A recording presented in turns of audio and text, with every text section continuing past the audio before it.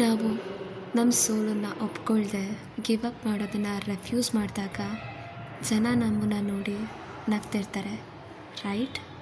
ನಾವು ಪ್ರತಿ ಸಲ ಬಿದ್ದಾಗ ಪ್ರಯತ್ನನ ನಿಲ್ಲಿಸು ಅಂತ ಹೇಳೋರೆ ಜಾಸ್ತಿ. ಆದರೆ ಆವಾಗ ನಮಗೆ ನಾವೇ ಹೇಳ್ಕೊತಾ ಇರಬೇಕು, ನಾಟ್ ಟುಡೇ. ಎಲ್ಲ ನಮಗೆ ಹೇಳ್ತಿರ್ತಾರೆ, ನಿನಗೆ ಹಠ ಜಾಸ್ತಿ, ನಿನ್ನ ಹಠಮಾರಿತನ ನಿನ್ನ ವೀಕ್ನೆಸ್ ಆಗುತ್ತೆ ಅಂತ. ಆದರೆ ನಮಗೆ ಗೊತ್ತಿರಬೇಕು, ಇದು ನಮ್ಮ ವೀಕ್ನೆಸ್ ಅಲ್ಲ, ಇದು ನಮ್ಮ ಫೈರ್. ಜನಗಳು ನಮಗೆ ಕ್ವಿಟ್ ಮಾಡೋದನ್ನೇ ಹೇಳ್ತಿರ್ತಾರೆ, ನಿನ್ನ ಕೈಲಿ ಆಗಲ್ಲ, ಬಿಟ್ಬಿಡು ಅಂತ. ಆದರೆ ನಮ್ಮ ಸ್ಟಬ್ಬನ್ ಹಾರ್ಟು ನಮಗೆ ಯಾವಾಗಲೂ ಹೇಳೋದು, ಏನಾದರೂ ಒಂದು ಹೊಸ ದಾರಿನ ಹುಡುಕು ಅಂತ. ನನ್ನ ಮೈಂಡ್ ಯಾವಾಗಲೂ ಹೇಳ್ತಿರುತ್ತೆ, ಗಿವ್ ಅಪ್ ಮಾಡು ಅಂತ.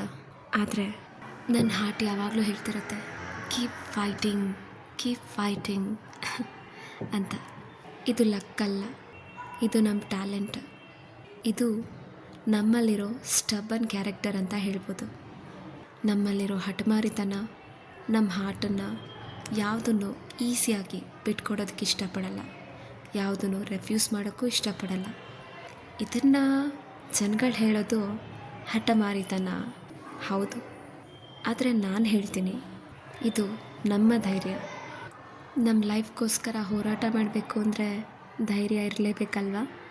ಈ ವಿಡಿಯೋನ ಯಾರು ಗಿವ್ ಅಪ್ ಮಾಡಲ್ಲ, ಯಾರು ತುಂಬ ಹಠವಾದಿಗಳಿರ್ತಾರೋ, ಯಾರು ತುಂಬ ಸ್ಟಬ್ಬನ್ ಕ್ಯಾರೆಕ್ಟರ್ ಇರ್ತಾರೋ, ಯಾರು ತಮ್ಮ ಲೈಫ್ನ ಚಾಲೆಂಜಿಂಗಾಗಿ ತೊಗೊಂಡು ಲೀಡ್ ಮಾಡ್ತಿರ್ತಾರೋ, ಅವ್ರಿಗೆ ನೀವು ಕಳಿಸೋದ್ರಿಂದ ಅವ್ರ ಪವರ್ ಕೂಡ ಜಾಸ್ತಿ ಆಗ್ತಾ ಹೋಗ್ತಿರುತ್ತೆ.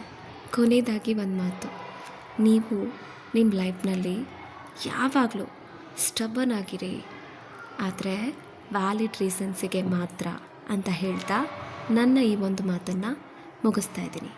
Bye guys.